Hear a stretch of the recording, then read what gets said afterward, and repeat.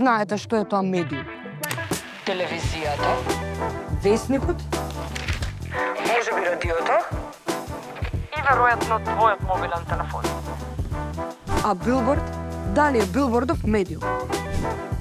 Ајде да видиме што велат моите другарчиња за ова.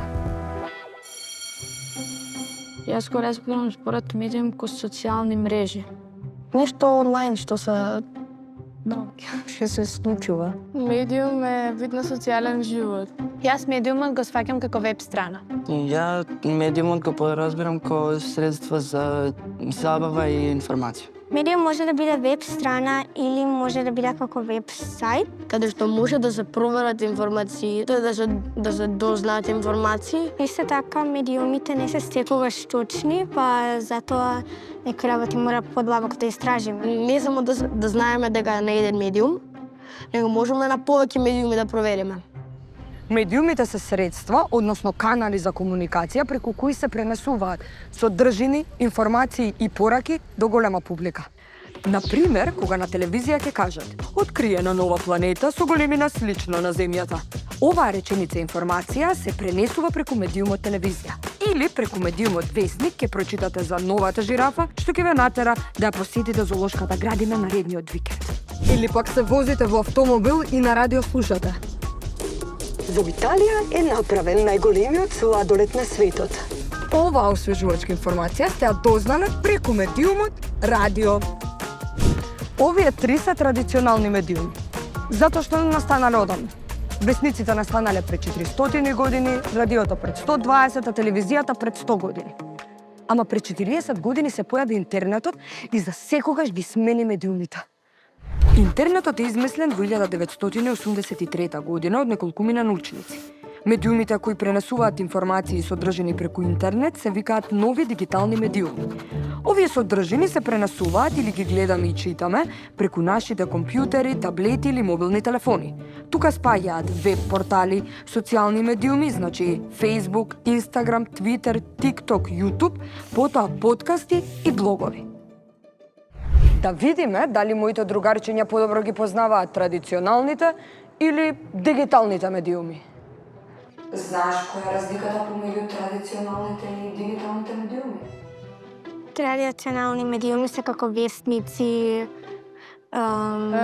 Традиционални се на лист, ко вестник, книги, Телевизија, радио. а поновите се онлайн.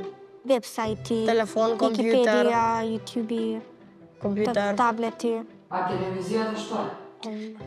Па поновото.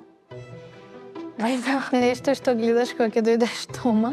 Ама е традиционален или дигитален медиум? Дигитален. Вајда. Не знам. Дигитален. Телевизија е електронски. За забава, информација, може да гледаш вести, Тоа што мислиш која е? Традиционален или дигитален медиум? дигитален медиум. Па дигитално се тие онлайн што се медиуми, а традиционално се тие повесници и такви работи. Медиум може да биде пакувањето житарки кои ги јадете наутро, постерот залепен на влезот на училиштето или пак мајцата која носите.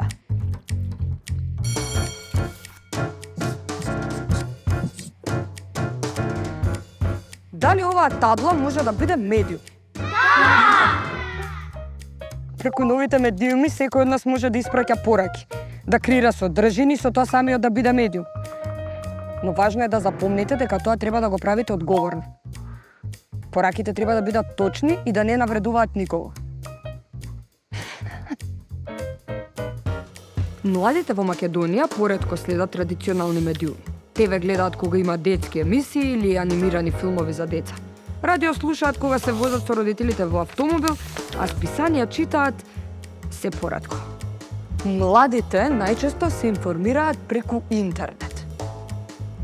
Како што знаете да читате и пишувате, да собирате и одземате, така е важно да знаете што се тоа медиуми. Кои пораки се корисни, кои пораки се штетни и кои информации се точни или неточни.